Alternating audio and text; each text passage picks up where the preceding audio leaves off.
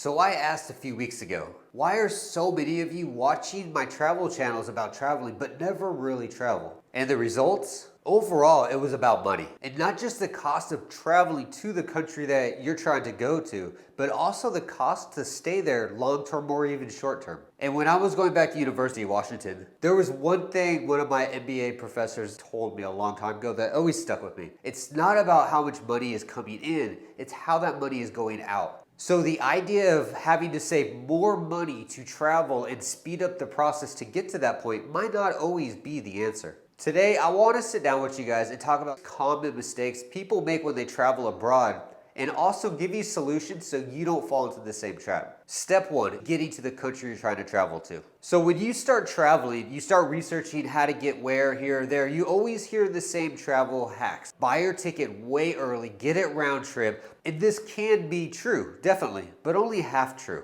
Let me explain. When you book a ticket 2 or 3 months in advance, you will save money. But there's a way to save even more money. When you go to a new country, you're kind of planning like a city. And your idea is probably enjoying the food, seeing the tourist sites, enjoying the nightlife. And most of all, if you're here out with a family, you're enjoying those huge perks at a huge discount of whatever hotel that you got. But here's the catch though, just like our towns back home, after a couple of weeks, there's nothing to really do anymore in these cities. You've seen the sights, you've tried all the food and all the big restaurants that you're always told to see when you get to these countries. You've been through all the nightlife, you're exhausted from that, and you've exhausted every perk from your resort. What now? Well, you leave that city, of course, right? But here's where the problem kind of kicks in. If you leave that city that you flew into, you most likely had your go back home ticket in that city. So if you do fly, let's say Saigon to Hanoi, you need to buy a ticket to there and then from Hanoi back to Saigon. So you have to double up. And I'm gonna tell you, traveling through 40 different countries, you're gonna wanna do this at some point. No city is gonna keep you entertained for a full 30 days. There's only so much stuff till it just becomes a routine lifestyle. And remember, you're on vacation across the world. You want your money's worth for that ticket, yeah? And that's what takes us to the actual ticket. When you book your ticket 2 or 3 months in advance, and hear me out on this because people think it's crazy, just buy a one-way ticket. Now I know a lot of people will say, well, if you buy a round trip, it's cheaper because the airline will discount it. And that could be true to an extent. 2 separate tickets usually cost a lot less than if you bought a round trip all the way around the whole thing. When you as an American fly to Vietnam or Southeast Asia, you're a tourist. So they're gonna take you for what they can. But if you're flying from Vietnam, Thailand, Laos, Cambodia to America as a one-way, there's nothing exciting about this. So you're gonna be more on that like, where's the good deal at? And I believe the airlines know this too. When you buy a round trip, they're kind of bulking you into this huge deal, which actually isn't cheaper. They're always gonna get a tourist more. So this is why I say buy your ticket there in advance, 2 or 3 months. So when you do fly back, this is where things kind of change. My recommendation is go to booking.com. Go to these different travel sites back to wherever you need to go and buy it there. Number 2, getting your visas and all your documentation done before you actually leave your home. There is no shame towards any of these countries involved, Asia, South America, or anything. But the immigration post or buildings, be it an airport or at land, they do their job. But you're always gonna find those people that wanna do things a little different, if you catch what I mean. And this is very common. You remember the video when we went from Laos and tried to get into Vietnam? See, we ran into some problems where the Lao guy actually wanted me to bribe him to get across, and then the Vietnam guy actually followed the rules, so I got kind of screwed. So get all your documents done beforehand if you have no idea what you need, and that's perfectly fine. A lot of these countries have different requirements. So to help you out on this, look below. There's a little link down there for iVisa. Don't have to pay for anything. Just I want you guys to get the information you need. Go down there, click on it, load up the site. It's gonna ask you, where are you from? Put it in. Then it's gonna ask you, where are you gonna go? Put it in, hit search. It will load up what you need. Get your documents done before you fly out anywhere. Do not get stuck at a border, missing something or having to do something, because most likely 2 things happen. 1, the airport that you're leaving to go to that country won't let you leave. And number 2, when you get to the country, if you're missing stuff, they could send you back. They could be like, yo, you don't got your paperwork, bro. You need to go. So make sure you have those documents. And again, check the link below. Don't have to pay for anything. Just get the printout of what you need, get all that stuff done. If you do need help, they'll help you out. You'll get a nice discount with that link, but at least know what you need, get it done. Number 3, packing light. Now this has been obvious by now, and you follow my channel, you've seen different travel channels. You always hear about how to pack your bag, how to travel, how to get things out and in. That's true. Pack light. Don't pack a whole freaking 3 suitcases. You don't need to be doing all this. Now, I want to clarify. When I say pack light, I'm not talking about don't bring some cameras, don't bring a laptop, don't bring your phones. I am strictly talking about your clothing, people. Stop packing so many damn clothes. There's no reason to pack 12 pairs of shoes, 6 pairs of jeans, 19 shirts. And I hear the girls screaming like, David, you're out of your mind. I need all this. You don't. And hear me out. Because over my times, I have seen so many tourists. Suitcases open, backpacks open. They're sitting there trying to cram stuff in, trying to save space so they can bring it on the plane. Or they're even throwing stuff away. I've seen a lot of tourists just throwing clothes away. It's insane to me. Here's the big reason why. If you have to bring on extra luggage, from the time of this video, it's between $45 to $55 per 50 kilogram bag. That 50 kilograms, it adds up fast. And if you're going on there with like 2 or 3 suitcases, you're looking at like $150, $200 extra on top of your airline ticket and all that stuff. So I'm telling you not to pack any clothes. You're about to go to a foreign country. What are you supposed to do, run around naked? No. Decide where you're going. Find out how the weather is and pack for that weather. Here's another thing too. If you're going to Southeast Asia, if you're going to South America, you can buy a lot of these clothes way cheaper. Are they real? Are they fake? Who cares? And that's another thing too. If you're bringing nice clothes, you have the Nikes or you have the Nikes. It doesn't matter. You're going to destroy them going through bad weather, going through traffic, all the walking you're going to do, the pollution on the ground, whatnot. It's going to destroy your stuff. And here's another big thing. Most of Asia, and this is Southeast Asia, down to Malaysia, everywhere, there's a whole lot of counterfeits. There's a whole lot of fakes. So if you have a real $600 Gucci bag right here, nobody's gonna know if it's real or fake, because I'll tell you right now, that bag is not $600. But when I walk around Malaysia, people think it is. When I go to Vietnam, people don't bat an eye at it. Don't bring expensive stuff. Bring the basics for the weather that you're flying out to. And when you get here, go find a shirt to buy. Accommodations. Where do you stay? Accommodations while traveling can be as easy as walking up to a hotel, asking how much it costs, paying the bill, getting the key, walking into the room and falling on the bed and passing out. But it could also be a nightmare. Personally, traveling through Asia, I strongly suggest mixing around between Booking.com, Momondo, I think it's called, and Airbnb or your top 3 apps to look. Bounce around and find the best bet. Also, I suggest paying with a card. And it does a few things. Let me explain. 1, you pay the bill up front. 2, your credit card with Booking.com or Airbnb acts as a deposit. So if you do decide to have a Kid Rock party and destroy everything, they could actually charge your card. And most of all, it really secures the cost that you pay. It secures the type of room you get. And if you get into this hotel and you find out, wow, this is not what I paid for,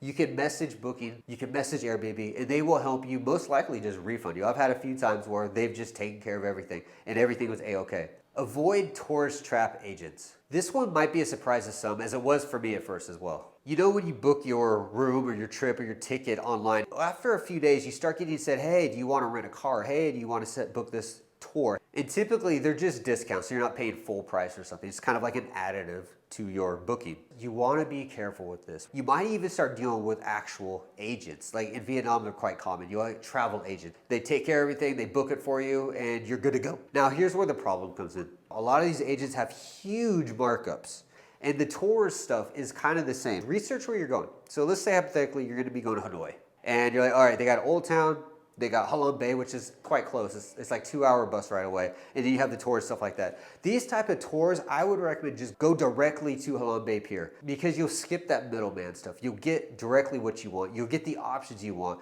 And a lot of these agents, I don't know if they're lying or if they're just kind of misrepresenting what comes with a lot of this stuff. You won't always get what you pay for. And when you buy it through these agencies, you don't really have anybody to go back to and be like, hey, this didn't come with anything. And it reminds me of Halong Bay. We ended up booking this trip. It was at a local hotel when I was staying there, and it was like $65, $70 for the entire day. They gave you free food, free beer, et cetera, et cetera, et cetera, and they drove you there. I was with these 5 other people that were travelers too. They all paid. And I kind of lied. But I told them, hey, I ain't got the money for this kind of stuff right now. And honestly, I'm just going to kind of hang out. And they're like, okay, man, that's cool, you know, whatever. So they bought their tickets, $85 some a piece. Now, the reason I did this is because I was quite aware. The pier is 10 minutes away, 1. 2, to take a grab there is like $1.50, right? They were charging $15 for a van. Number 3 is, I know those boat tours, they range between $7 to like $40. I know they have the big beer ones. I know they have the big like exotic ones. Those can run like $50 to $70. Still, this isn't adding up to $85 to me. What I ended up doing is I went there on my own. I got a grab bike, paid like $1. I don't know what I paid. This is a long time ago. I already knew what boat they're getting on. So I got onto it and I saw them. They're like, hey bro, you're here. And I was like, hey, you know, I changed my mind. Hey, how you doing? We got on the boat. I only paid $15 for the boat. And I was sitting at the same table as them, like the same area. It was like these weird like booth things. I was sitting there with them, $15. I got there for $1. So I'm already at $16. They're at $85. The rest of what they paid for the package was actually a tour guide. So if you've ever been to Holland Bay, you kind of cruise through this big area. There's a bunch of boats and whatnot. It's a lot of water. They stop a lot so you can take pictures, see the fish. You know, it's seriously, it's kind of cool. But we went through it, and then we got to the very back. Now what happens is there's a bunch of Vietnamese people that will be sitting out there. They look like fishermen almost. There's a total like 7 groups on our boat. When we got off, what happened was our boat guy, he went up to these guys, he started giving them money. Said this group, like started dividing us. What they did though is there was no tour guide. They just hired somebody there. And this is the thing about traveling. If you're ever gonna go anywhere, don't hire a tour guide. Just go to the site. I mean, it's the same in Cambodia, it was the same in Thailand, it was the same in Laos. Just go to the spot. There's usually people outside the main gate that are sitting there like, hey, you want a tour? I'll show you a tour. $2, $10, $5. But anyways, after the tour was done, we went back, we ate the food. They did provide free food. I even got the free food. So it wasn't even part of the $85, it was part of the $15 ticket itself, right? So after we got back, I ended up getting a ride in their van with them instead of paying the $1 to take the grab bike back. And at the end of all of this, I spent about $20 for all of this, mind you, where they paid $85 each. And there was like 4 or 5 of them, I believe it was. So they paid like $300 or $400 for that thing. I paid $50 to just be part of that thing. So when you are booking a lot of these like things, just go to these places on your own and just walk up to the main gate and be like, how much for a ticket? So usually when you go on a tour, what they do is they go up there and be like, I need 15 tickets, and they use your money and they pay with it. That's all they do. It's not a bad thing at all, but you could definitely cut that middleman out of it all. And another thing too, a lot of these tours that you go to, especially in Southeast Asia, most of them are free. Like really, temples and stuff, Cambodia, they're all free. Thailand, pretty much everything is free unless, like there's a few in Bangkok and in Chiang Mai, if you want to go to the very top and see the city overview, and it costs like $1. So if you're being charged $30 to go to a Thai temple, you're being taken for $30. There's nothing else about it. Take a grab and go there yourself. Now, if you're going to somewhere like Disneyland in Japan, if you're going to Malaysia to go to Legoland, these you might actually want to set up a tour for. And when I say that, go to like booking.com because you'll get discounts on the tickets. These are corporate level companies. They're usually not scamming you, and they don't just hire random agents. They usually go through like booking.com. They usually go through like Airbnb sites, like these high-end level spots. Here, where we are right now in Malaysia, we went to Legoland. We got the Legoland ticket, the aquarium, everything included. And I got my ticket for like $42. If you went straight to the gate, it's like $78, $90 for the same ticket. But if it's something simple like a boat tour or something like that, or going to like a museum, just go there yourself. This is seriously where a lot of backpackers spend most of their money, is on tours. How to save money on a daily occurrence. Number one, avoid these big restaurants that proclaim they sell local food. They usually don't, and they just upcharge everything. Because some of the best food that you'll find is gonna be at local shops, at local markets, at street vendors, stuff like that. Find those. It's gonna be way cheaper and the food is gonna be 100% better. And it helps the economy. You're helping the local people. Try to avoid westernized restaurants. Avoid restaurants that say, we make Vietnam food. Like those are actually some of the worst Vietnamese restaurants or food I've ever had in Vietnam, or Vietnamese restaurants that said they sold Vietnamese food. They usually were crap. They were just big corporate versions of pho. And I know this can be a big one for a lot of you. Avoid drinking beer. At least at the bars. When you're going to places like Bui Vin or Khao San Road in Thailand, you're gonna be spending between $5 to $8 a beer. That's literally the cost in America. Buy beer at a local store for 50 cents to $1. Take it to your hotel room, pre-drink it. If you're in Vietnam or Thailand, take it to a park.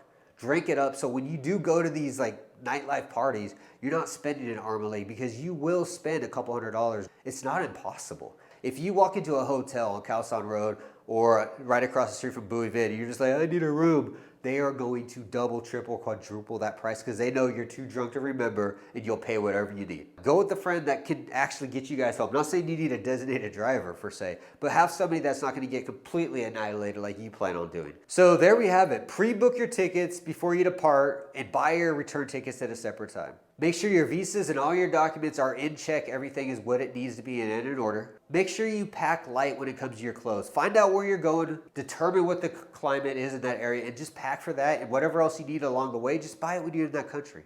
Make sure any accommodations that you do book, that you document anything that you might find in question where they might change something or you're just in concern about. Anytime there's a problem with your accommodation abroad, the only thing that's going to save you is that communication between you two and the actual booking itself. And when it comes to tourist stuff, for like 99% of it, just go there yourself, buy the tickets yourself for you and your family, and save like 60% on all these hotel fees for booking stuff for you. Most of the stuff is usually within the city limits. It's usually free to get into for the most part. So in all, traveling abroad doesn't have to be as expensive as everyone says. Did I miss anything? Let me know below if there's any tip that you think that I missed that could help other people save money while they're traveling abroad. Either way, that's it for today. I will see you again.